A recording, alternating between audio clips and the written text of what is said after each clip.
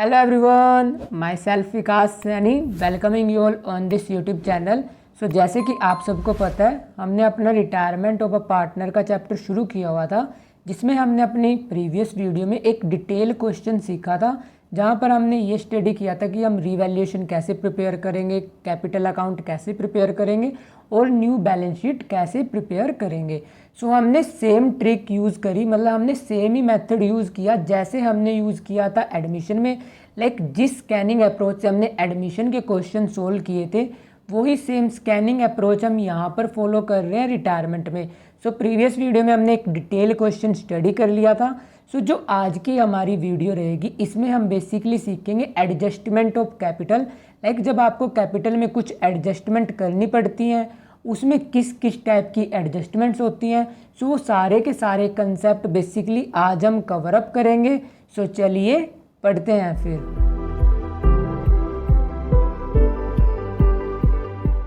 अब adjustment of capital का topic शुरू करने से पहले मैं आपको रिकॉल कराऊंगा जो हमने स्टडी किया था एडमिशन में। अगर आपने एडमिशन की वीडियोस कंप्लीटली देख रखी हैं, तब आपको यहाँ पर कोई भी कंफ्यूजन, कोई भी डिफ़िकल्टी नहीं आएगी। बट अगर आपने एडमिशन की वीडियोस नहीं देखी, हो सकता है आपको ये थोड़ा बहुत कॉम्प्लिकेटेड लगे, बट फिर भी हम ये सारे के सारे मेथड बिल्कुल बेसिक से शुरू करेंगे।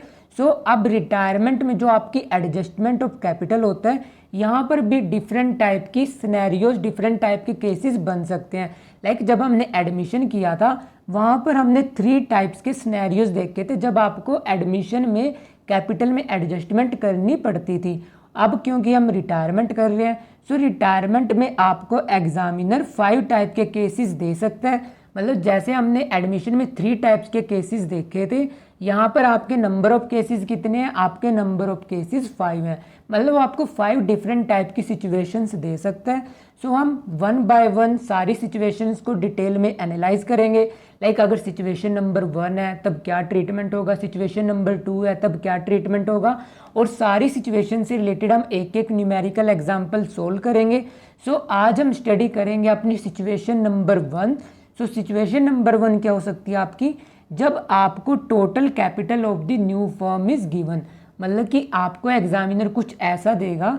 सपोज करो उसने आपको दे दिया 3 पार्टनर्स है हमारी पार्टनरशिप फर्म में, ए, बी और सी। इनमें से हम किसी को भी रिटायर कर लेते हैं। अभी के लिए हम एज्यूम कर लेते हैं कि हमारा पार्टनर रिटायर हो रहा है, पार्टनर सी।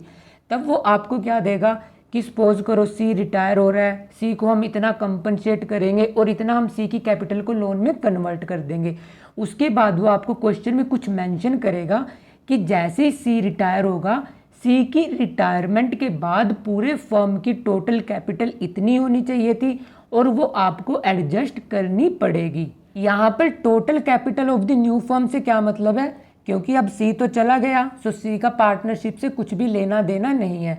जो आपके रिमेनिंग पार्टनर बचे, जैसे कि अभी यहाँ पर कौन बचे हैं? Partner A and partner B.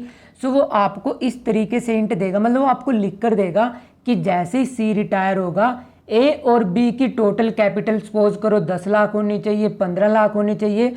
उस सिचुएशन में आप क्या ट्रीटमेंट करोगे? बेसिकली ये हम स्टडी करेंगे अपने केस नंबर 1 में।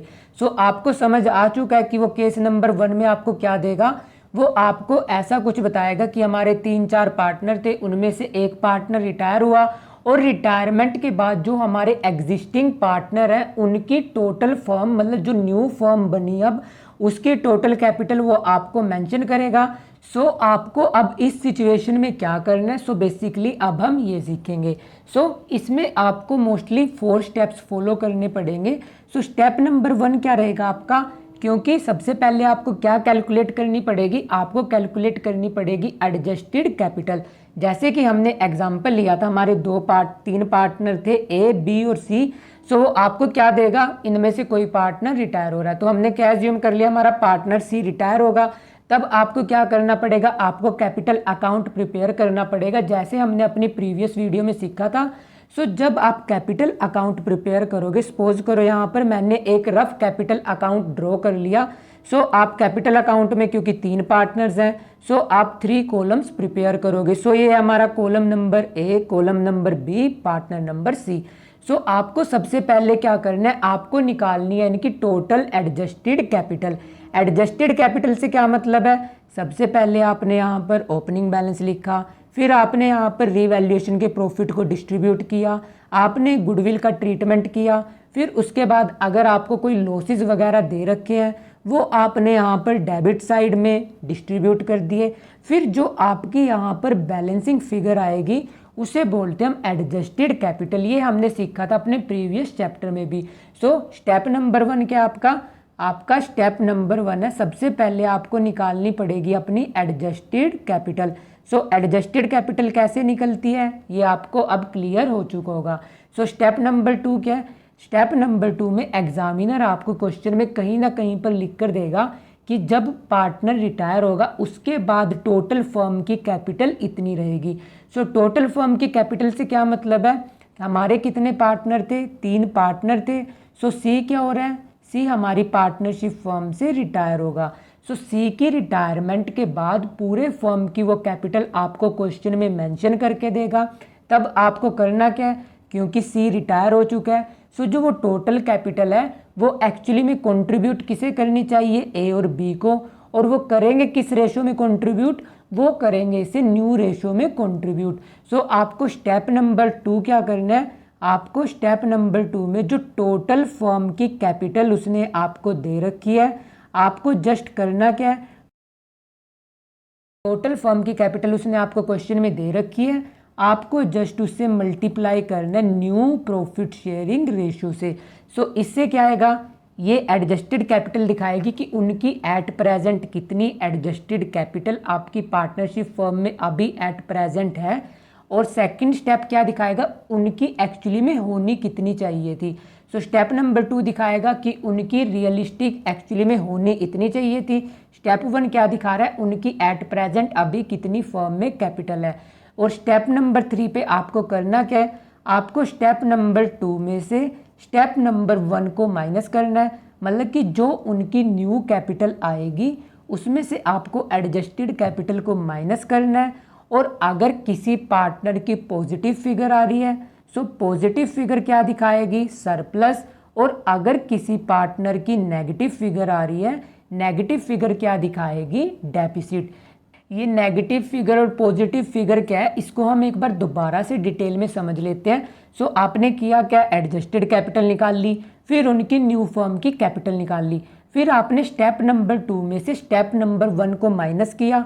सो स्टेप नंबर 2 में से स्टेप नंबर 1 को अगर आप माइनस करोगे, अगर आपको ये पता लग रहा है कि जो उसकी पुरानी कैपिटल थी वो ज़्यादा है और जो नई कैपिटल है वो अब उसकी कम होनी चाहिए, सो ऑब्वियस सी बात है उसने फर्म में ज़्यादा पैसे लगा रखे हैं तो उसकी कैपिटल क्या है? सरप्लस है।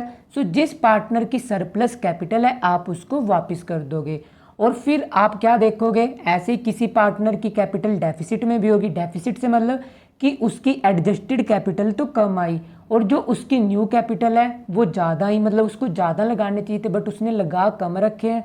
सो उसका बैलेंस क्या आया? डेफिसिट। सो जिस पार्टनर का डेफिसिट बैलेंस है वो कैश या बैंक से पेमेंट फर्म में करता है। सो ये आपने ऑलरेडी चैप्टर 4 में बहुत डिटेल में समझा था। सो यहाँ पर जस्ट दोबारा से रिपीटिशन चल रहा है। सो जिस पार्टनर की सरप्लस कैपिटल है उसे आप पे करोगे, जिसकी डेफिसिट कैपिटल है वो पार्टनरशिप फर्म में कैपिटल लेकर आएगा। और अब हम इनकी जर्नल एंट्रीज भी रिकॉल कर लेते हैं। सो जिस पार्टनर की एक्सेस कैपिटल है उसको जब आप पेमेंट करोगे तो जर्नल एंट्री क्या रहेगी? आपकी जर्नल एंट्री रहेगी partner capital account debit to.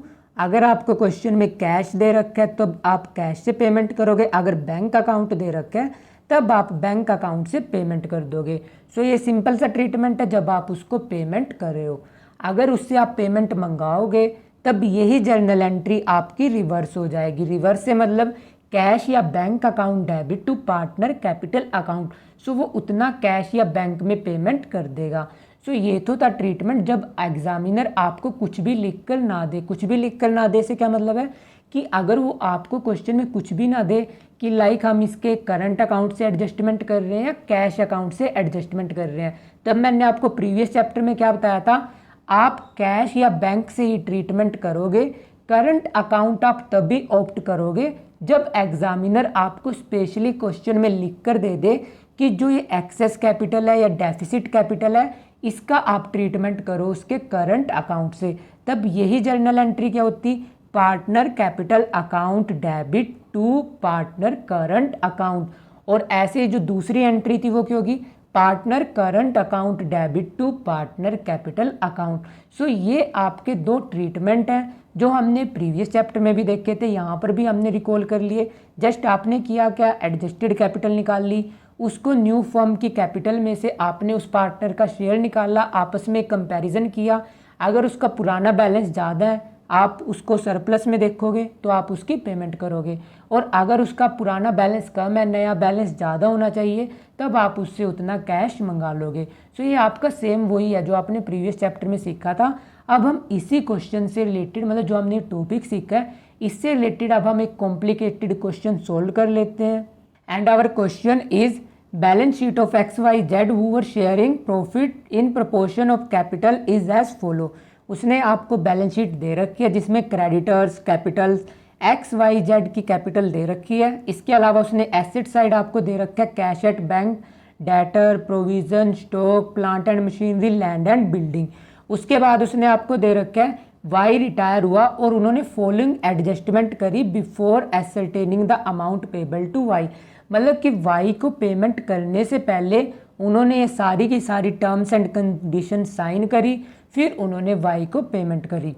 सो क्या क्या कंडीशन उन्होंने साइन करी, stock is depreciated by 5%, stock उन्होंने डेप्रिशिएट किया 5% से। Provision for doubtful debt be increase to 5% of debtors. उन्होंने प्रोविजन कितने का क्रिएट किया है, 5% ऑफ डेटर, और उन्होंने लिख रखा है टू 5% ऑफ डेटर। मतलब उन्होंने प्रोविजन 5% तक वो उसे लेकर गए। ऑलरेडी आपने 100 रुपीज़ का बना रखा था, एक्चुअली में बनाना कितने का है, 250 का। सो आप नया प्रोविज़न कितने का क्रिएट करोगे, सिर्फ 150 का। उसके बाद उसने आपको दे रखा है land and building appreciate by 20%, 20% से आपको लैंड एंड बिल्डिंग एप्रिशिएट करनी है। फिर उसने आपको दे रखा है provision for 750 for legal charges, आपको लीगल चार्जेस का प्रोविज़न कितना बनाना है, 750। फिर उसने आपको दे रखा है goodwill of the entire firm is 16,200, मतलब कि पूरे फर्म की गुडविल की वैल्यूएशन कराई आपने, कितनी आई, 16,200। And Y share be adjusted into account of X and Z, मतलब कि जो वाई का शेयर है वो कौन कंपनसेट कर रहे हैं, उसे कंपनसेट कर रहे हैं आपके एक्स और जेड। उसके बाद उसने आपको दे रखा है X and Z decide to share future profit equally, X और जेड फ्यूचर में इक्वल शेयर करेंगे, मतलब वो प्रॉफिट को इक्वली बांटेंगे। उसके बाद उसने आपको दे रखा है entire capital of the new firm is fixed at 48,000, पूरे न्यू फर्म की कैपिटल कितनी है, 48,000। और क्योंकि वाई रिटायर हो चुका है सो ये 48,000 किन का टोटल रहेगा, एक्स और जेड की कैपिटल का। उसने आपको दे रखा है between x and Z in equal proportion, मतलब कि जो ये 48,000 है ये एक्स और जेड इक्वली बांटेंगे, मतलब कि उनकी कैपिटल इक्वल होनी चाहिए, 24,000 एक्स की, 24,000 जेड की।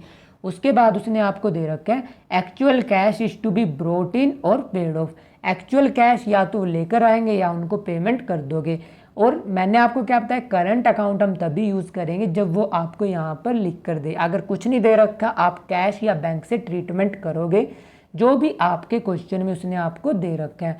सो एज यूजुअल हम शुरू कहाँ से करेंगे, अपने लेफ्ट हैंड साइड से।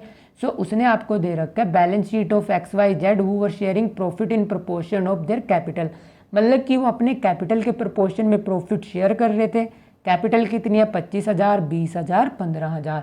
सो अगर आप इनकी ओल्ड रेशियो निकालोगे ये 5 के टेबल पे डिवाइड हो जाएगा। सो आपकी ओल्ड रेशियो क्या आएगी, 5:4:3। सो मैं यहाँ पर वर्किंग नोट प्रिपेयर कर लेता हूँ। यहाँ पर मैंने लिखी ओल्ड रेशियो यहाँ पर लिख लेता हूँ एक्स, वाई और जेड। इनकी ओल्ड रेशियो क्या आई हमारी, 5:4:3। सो हमने ओल्ड रेशियो रिकॉर्ड कर ली।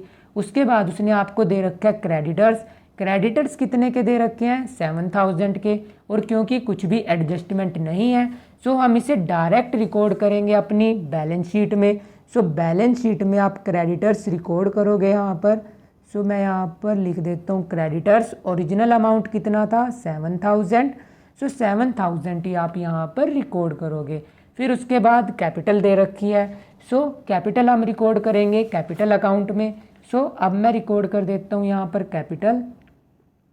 सो यहाँ पर आएगा बाय कैपिटल अकाउंट, सॉरी यहाँ पर क्या आएगा बाय बैलेंस BD, वो मेरे से रोंगली लिखा गया। सो यहाँ पर क्या आया बाय बैलेंस ब्रॉट डाउन, और बैलेंस कितना ब्रॉट डाउन होगा 25,000, 20,000 एंड 15,000। सो यहाँ पर आया 25,000, 20,000 और यहाँ पर रिकॉर्ड होगा आपका 15,000। सो हमने कैपिटल रिकॉर्ड कर दी। कैपिटल के बाद हमारा कैश दे रखा है क्योंकि लाइबिलिटीज़ कंप्लीट हो चुकी है। अब हम मूव ऑन करेंगे अपने एसेट्स पे। एसेट्स में दे रखा है सबसे पहले कैश। सो कैश का भी हम वर्किंग नोट बनाएंगे। सो यहाँ पर मैं कैश का वर्किंग नोट प्रिपेयर कर लेता हूँ जिसमें ओपनिंग बैलेंस दे रखा है आपको 15,600। सो मैंने कैश का वर्किंग नोट बना लिया। अब डेटर्स क्योंकि आपने टिक कर रखे हैं, इसका मतलब है कुछ ना कुछ एडजस्टमेंट दे रखी है। उसने आपको क्या दे रखा है कि प्रोविज़न फॉर DD का मतलब क्या है यहाँ पर doubtful debt. Provision for doubtful debt be increased to, कि आपको डाउटफुल डेट का प्रोविज़न 5% तक लेकर जाना है। 5% कितना 250, क्योंकि 5,000 का 5% कितना आएगा 250। प्रोविज़न हमेशा ओरिजिनल वैल्यू पे क्रिएट होता है। सो आपने 100 रुपये का तो ऑलरेडी प्रिपेयर कर रखा है। अब आपको जस्ट कितने का बनाना है 150 रुपये का। सो वो आप रिकॉर्ड करोगे रीवैल्यूएशन में। सो आप यहाँ पर रीवैल्यूएशन में लिखोगे to provision for doubtful debt. आप एग्जाम में कंप्लीट लिखोगे, यहाँ पर स्पेस की कमी है इसलिए मैंने लिख दिया DD। सो प्रोविज़न आपने कितने का क्रिएट किया 150, और तुरंत ही हम बैलेंस शीट में अपने डेटर्स रिकॉर्ड कर देते हैं। सो हमारे डेटर्स कितने के थे ओरिजिनल, हमारे ओरिजिनल डेटर्स थे 5,000 के, जिसमें से आपने प्रोविज़न कितने का क्रिएट किया 100 रुपये का आपने ऑलरेडी बना रखा था, 150 रुपये का आपने अभी क्रिएट किया है। सो आपका टोटल प्रोविज़न हो चुका है 250 का। सो आप बैलेंस शीट में डेटर्स कितने के रिकॉर्ड करोगे 4750। सो हमने डेटर्स का ट्रीटमेंट कर लिया। अब हम रिकॉर्ड करेंगे स्टॉक, क्योंकि आपने टिक कर रखा है इसका मतलब कोई ना कोई एडजस्टमेंट दे रखी है। उसने आपको दे रखा है स्टॉक डेप्रिशिएट करना है 5% से। सो 5% कितना आएगा 10,000 का, 10,000 का 5% आएगा 500। सो स्टॉक की वैल्यू कितने से डिक्लाइन होगी 500 से। सो आप यहाँ पर लिखोगे टू स्टॉक। और अब तक आपको ये वैसे भी बहुत क्लियर हो चुके होंगे कि ये इस तरफ क्या आता है रिवैल्यूएशन में, इस साइड क्या रिकॉर्ड होता है। और हम इसे तुरंत ही एसेट साइड भी रिकॉर्ड कर देते हैं। स्टॉक ऑलरेडी कितने का था 10,000, 500 से आपने डिक्लाइन कर दिया। सो बैलेंस शीट में आपकी रिकॉर्ड होगा 9,500। सो हमने स्टॉक का ट्रीटमेंट कर दिया। स्टॉक के बाद प्लांट एंड मशीनरी हमारे से गलती से टिक हो गया था, इससे रिलेटेड कुछ भी एडजस्टमेंट नहीं है। Plant and machinery 11,500। सो तुरंत ही हम इसे बैलेंस शीट में रिकॉर्ड करेंगे, क्योंकि अगर कुछ भी एडजस्टमेंट नहीं दे रखी सो जो आइटम जहाँ पर लिखा होता है हम उसे तुरंत ही न्यू अपडेटेड बैलेंस शीट में रिकॉर्ड कर देते हैं। सो एसेट कितने का आपका 11,500। सो ये भी हमने रिकॉर्ड कर दिया। अब इसके बाद आपका नेक्स्ट आइटम क्या है लैंड एंड बिल्डिंग, और क्योंकि आपने टिक कर रखा है इसका मतलब है कुछ ना कुछ एडजस्टमेंट दे रखी है। उसने आपको क्या दे रखा है land and building appreciate by 20%। Land and building को 20% से इंक्रीज करो। सो 20% कितना आएगा इसका 5,000। सो तुरंत ही हम रिवैल्यूएशन में रिकॉर्ड कर देते हैं by land and building account. और अमाउंट कितना दे रखा है, अमाउंट आएगा आपका 5,000, क्योंकि ओरिजिनल वैल्यू कितनी थी 25,000। सो हमने लैंड एंड बिल्डिंग भी कर दी। अब हम इसे तुरंत ही बैलेंस शीट में रिकॉर्ड कर देते हैं। सो बैलेंस शीट में आपकी अपडेटेड लैंड एंड बिल्डिंग किस वैल्यू पे आएगी 25,000 ऑलरेडी थी, 5,000 से आपने इंक्रीज कर दिया। सो अपडेटेड वैल्यू हुई आपकी 30,000। सो ये हमने रिकॉर्ड कर दिया अपनी बैलेंस शीट में। सो अब तक आप देख सकते हो कि हमने अपने लाइबिलिटीज़ रिकॉर्ड कर दी, हमने अपने एसेट्स रिकॉर्ड कर दिए। अब हम मूव ऑन करेंगे नीचे एडजस्टमेंट पे। उसने आपको दे रखा है वाई रिटायर हुआ और उन्होंने क्या क्या कंडीशन साइन करी। स्टॉक डेप्रिशिएट होगा 5% से, ऑलरेडी कर चुके हैं हम। प्रोविज़न भी हमने क्रिएट कर दिया, लैंड एंड बिल्डिंग एप्रिशिएट कर दी। अब नेक्स्ट एडजस्टमेंट है कि आपको provision for legal charges create करना है 750। सो नया प्रोविज़न क्रिएट हुआ, इसलिए हम यहाँ पर लिखेंगे to provision for legal charges. और क्या कि यहाँ पर स्पेस कम है इसलिए यहाँ पर मैंने चार्जेस नहीं लिखे, इसलिए मैं यहाँ पर लिख देता हूँ सी, बट आप एग्ज़ाम में कंप्लीट वर्ड लिखोगे। सो प्रोविज़न कितने का क्रिएट किया आपने 750। सो हम 750 भी यहाँ पर रिकॉर्ड कर लेते हैं। और क्योंकि ये नई लाइबिलिटी क्रिएट हुई सो इसे हम रिकॉर्ड करेंगे लाइबिलिटी साइड में प्रोविज़न फॉर लीगल चार्जेस। और कितने का है प्रोविज़न आपका 750। सो ये हमने यहाँ पर रिकॉर्ड कर दिया। सो अभी तक हमारा क्वेश्चन बहुत सही चल रहा है। उसके बाद अब हम देख लेते हैं अपनी नेक्स्ट एडजस्टमेंट, जिसमें उसने आपको दे रखे है goodwill of the entire firm is 16,200 and Y share be adjusted into account of X and Z. पूरे फर्म की गुडविल 16,200 है। सो क्योंकि आपको पता है रिटायर कौन हो रहा है आपका वाई, सो वाई अपना गुडविल का शेयर उनसे कंपनसेट कराएगा। सो 16,200 पूरे फर्म की गुडविल है। और आपके वाई की प्रॉफिट शेयरिंग रेशियो क्या है। सो अब हम पहले गुडविल का ट्रीटमेंट कर लेते हैं।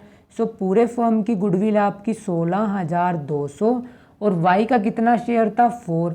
सो इस गुडविल में भी उसका कितना शेयर होगा 4/12। सो क्योंकि 5 + 4 9, 9 + 3 12। सो पहले हम निकाल लेते हैं कि हमारे वाई का टोटल शेयर कितना है। सो आपको जस्ट करना क्या यहाँ पर 4/12 करना है। ये जब आप डिवाइड करोगे सो यहाँ पर क्या आएगा 5, यहाँ पर आएगा 4। सो टोटल शेयर आया 5400। ये कंपनसेशन मिलेगी वाई को और ये कंपनसेशन उसे देगा कौन, ये देंगे उसे एक्स और जेड। सो कंपनसेशन निकालने से पहले आपको ये देखना पड़ेगा कि किस पार्टनर ने कितना गेन किया। सो गेनिंग के लिए पहले हम यहाँ पर रिकॉर्ड कर लेते हैं new ratio. So new ratio उसने आपको क्वेश्चन में दे रखी है 1:1। सो अब हम कैलकुलेट कर लेते हैं अपनी गेनिंग रेशो। सो गेनिंग रेशो निकालने का बहुत ही सिंपल सा फॉर्मूला है new minus old. So new share सबसे पहले हम निकाल लेते हैं एक्स का 1/2, ओल्ड शेयर कितना है इसका 5/12। सो जब आप इसे एलसीएम लेकर सोल्व करोगे यहाँ पर कितना आएगा 1/12। अब हम निकाल लेते हैं जेड की गेनिंग रेशो। जेड का नया शेयर कितना है 1/2, ओल्ड शेयर कितना है 3/12। जब आप एलसीएम लेकर सोल्व करोगे यहाँ पर आएगा 3/12। सो इनकी गेनिंग रेशियो क्या आई 1:3। सो ये किस रेशियो में कंपनसेट करेंगे इसे 1:3 में। एक्स करेगा 1 रेशियो में कंपनसेट, जेड करेगा 3 रेशियो में कंपनसेट। सो जब आप इसको 1:3 में डिवाइड करोगे ये आपका कितना आएगा, ये आएगा आपका यहाँ पर 13504050। तो ये आप कैलकुलेशन खुद करोगे कि 1350 कैसे आया। मैंने जस्ट किया क्या 5400 को 4 से डिवाइड किया और मैंने इनका शेयर निकाल लिया। सो अब हम कर देते हैं गुडविल का ट्रीटमेंट। गुडविल की जर्नल एंट्री क्या रहेगी, gaining partner debit to retiring partner. So सबसे पहले हम रिटायरिंग पार्टनर में रिकॉर्ड कर देते हैं। यहाँ पर क्या आएगा by X capital account by Z capital account. और अमाउंट हमने ऑलरेडी कैलकुलेट कर लिया। एक्स कितना कंपनसेट कर रहा है 1350 और वाई कितना कर रहा है 4050। ये हमने वाई के अकाउंट में रिकॉर्ड कर लिया। अब हम रिकॉर्ड कर देते हैं इसे एक्स और जेड के अकाउंट में। सो यहाँ पर क्या आएगा बाय वाई कैपिटल अकाउंट और अमाउंट हमने ऑलरेडी निकाल रखा है 13504050। सो जो मैंने आपको गुडविल की जर्नल एंट्री बताई मैंने वो यहीं पर पोस्ट कर दी। इसके अलावा मैंने गुडविल में कुछ अलग से स्पेशल नहीं किया। सो हमने कैपिटल में गुडविल का ट्रीटमेंट रिकॉर्ड कर दिया। अब हम कर लेते हैं अपनी नेक्स्ट एडजस्टमेंट, जिसमें उसने हमें क्या दे रखा है कि entire capital of the new firm is fixed at 48,000। पूरे फर्म की कैपिटल 48,000 है। एक्स और जेड उसे इक्वल प्रोपोर्शन में रखेंगे, मतलब जो उनकी न्यू फर्म की कैपिटल होगी वो इक्वल रहेगी। सो टोटल कैपिटल 48,000 है। ये सब निकालने से पहले आपको निकालनी पड़ेगी उनकी एडजस्टेड कैपिटल। सो एडजस्टेड कैपिटल आपकी कब आएगी, एडजस्टेड कैपिटल आएगी जब आप कैपिटल अकाउंट को बैलेंस करोगे और कैपिटल अकाउंट बैलेंस करने से पहले आपको बैलेंस करना पड़ेगा रीवैल्यूएशन, क्योंकि रीवैल्यूएशन से या तो यहाँ पर प्रॉफिट आएगा या यहाँ पर लॉस ट्रांसफ़र होगा। सो सबसे पहले हम बैलेंस कर लेते हैं अपना रीवैल्यूएशन। सो रीवैल्यूएशन की ऑलमोस्ट सारी एंट्रीज हमने रिकॉर्ड कर ली। सो अब हम इसे जस्ट बैलेंस कर देते हैं। सो हमारा यहाँ पर प्रॉफिट कितना आएगा? सो हमारा प्रॉफिट रहेगा यहाँ पर 3600, यहाँ पर आएगा 5000। सो अब हम इस प्रॉफिट को डिस्ट्रीब्यूट करेंगे ओल्ड पार्टनर्स में। सो मैं यहाँ पर लिख देता हूँ to profit transfer to X capital account, Y capital account and Z capital account. So 3600 को हम डिस्ट्रीब्यूट करेंगे 5:4:3 में। सो यहाँ पर अमाउंट कितना आएगा? यहाँ पर रहेगा 15,000, यहाँ पर रहेगा 1200, सॉरी यहाँ पर कितना था 1500 नोट 15,000, और यहाँ पर आया आपका 900। सो ये कैलकुलेशन मैंने सिंपली सोल्व कर ली। मैंने जस्ट किया क्या, पूरे रिवैल्यूएशन को प्रॉफिट को ओल्ड रेशियो में बांट दिया। सो अब हम इसे रिकॉर्ड कर लेते हैं कैपिटल अकाउंट में। सो कैपिटल अकाउंट में यहाँ पर आएगा बाय रीवैल्यूएशन अकाउंट। सो रीवैल्यूएशन अकाउंट में हम यहाँ पर रिकॉर्ड कर लेते हैं 1500, 1200 और 900। सो अब आप देख सकते हो कि जितनी भी मैक्सिमम पॉसिबल एडजस्टमेंट थी हमने सारी की सारी एडजस्टमेंट रिकॉर्ड कर ली। अब आप आसानी से कैलकुलेट कर सकते हो अपनी एडजस्टेड कैपिटल।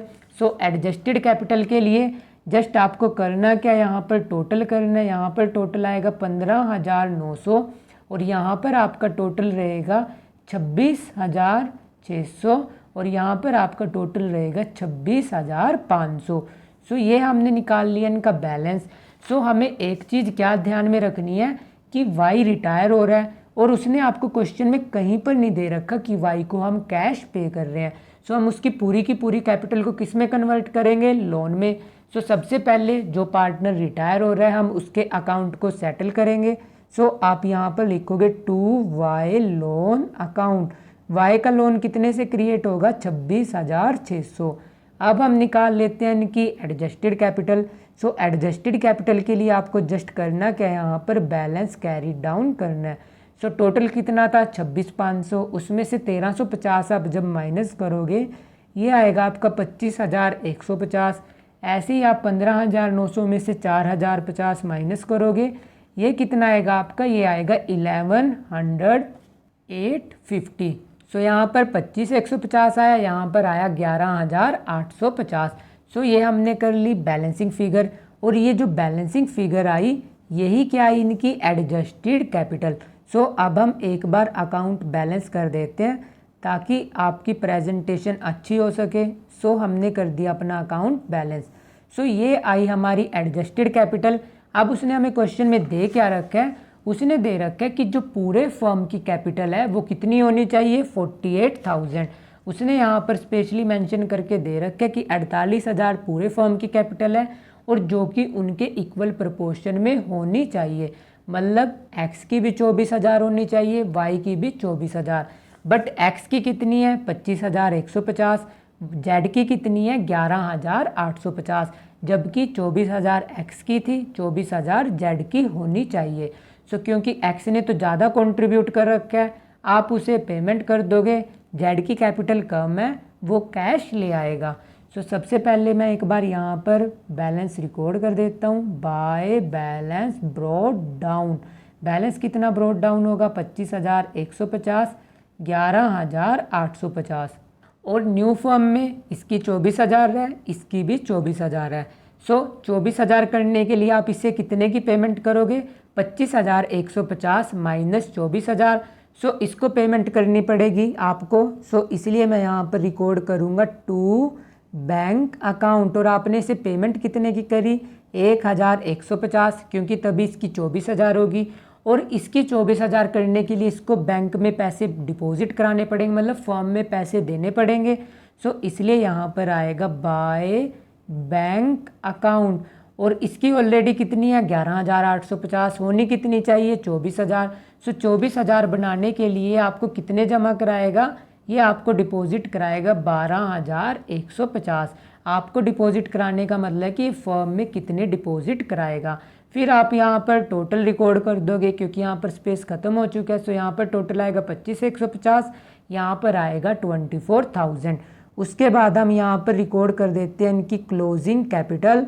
सो क्लोजिंग कैपिटल एक्स की कितनी आई 24,000 और जेड की कितनी आई 24,000।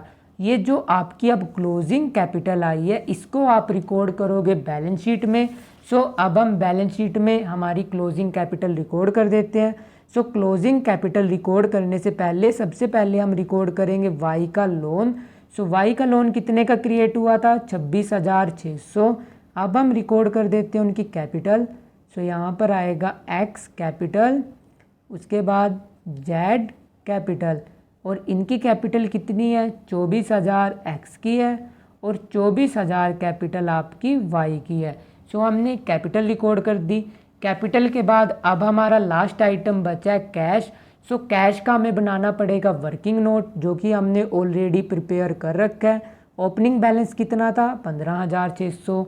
इसको पेमेंट कितने की करी हमने 1,150 की और ये कितना कैश लेकर आया, ये लेकर आया आपका 12,150। सो अब इसको क्या करना है, आपको इसका टोटल करना है और आपका टोटल कितना आएगा, ये आपका टोटल आएगा यहाँ पर 26,600। सो कैश का बैलेंस कितना बचा आपके पास 26,600। सो इसे तुरंत ही हम बैलेंस शीट में रिकॉर्ड कर देते हैं cash at bank. So cash at bank आपका कितना हुआ 26,600। सो हमने जितने भी आइटम्स दे रखे थे हमने सारे के सारे रिकॉर्ड कर दिए और जो आपकी एडजस्टेड कैपिटल का ट्रीटमेंट था वो भी हमने रिकॉर्ड कर दिया। अब जस्ट आपको करना क्या है, अब जो आपकी बैलेंस शीट की लायबिलिटी साइड है, एसेट साइड है, आपको जस्ट इसका टोटल करना है और अब आप इसका टोटल करो और आपका टोटल कितना आएगा, आपका टोटल आएगा 82,350 और यहाँ पर भी आपका टोटल कितना आएगा 82,350। सो आप देख सकते हो कि इस टाइप के क्वेश्चन में हमने एक्चुअली में ज़्यादा कुछ नहीं किया, जो आपने सेम एडमिशन में सीखा था वही सेम हमने यहाँ पर अप्लाई किया। जस्ट आपने किया क्या है, उसने आपको बोल रखा था कि इनकी कैपिटल को एडजस्ट करो। सबसे पहले आपने उनकी एडजस्टेड कैपिटल निकाल ली, एडजस्टेड कैपिटल हमने यहाँ पर निकाल ली।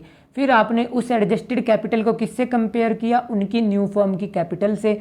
सो न्यू फर्म की कैपिटल कितनी है, पूरे फर्म की दे रखी है 48,000। सो आपने 48,000 को 1:1 में डिवाइड किया, क्योंकि मैंने आपको क्या बताया था, जो न्यू कैपिटल होती है मतलब न्यू फर्म की कैपिटल होती है उसको आप पहले न्यू रेशो में डिवाइड करोगे, फिर उसको कंपेयर करोगे इनकी एडजस्टेड कैपिटल से और फिर जिसकी ज़्यादा है उसको आप पेमेंट करोगे, जिसकी कैपिटल कम है वो उतनी कैश या बैंक में पेमेंट कर देगा। सो ये इतना कैश लेकर आया, इतने की आपने इसको पेमेंट कर दी। सो ये हमारा केस नंबर 1 हो चुका है। सो हमने केस नंबर 1 कर लिए। आपके टोटल 5 केसेस हैं। जो हमारे रिमेनिंग केसेस हैं उनको हम स्टडी करेंगे अपनी नेक्स्ट वीडियोज़ में। So that's all for today. Keep learning and smiling. If you have any doubt you can ask me in the comment section and don't forget to share and subscribe to this channel for more amazing videos. Thank you. Bye bye.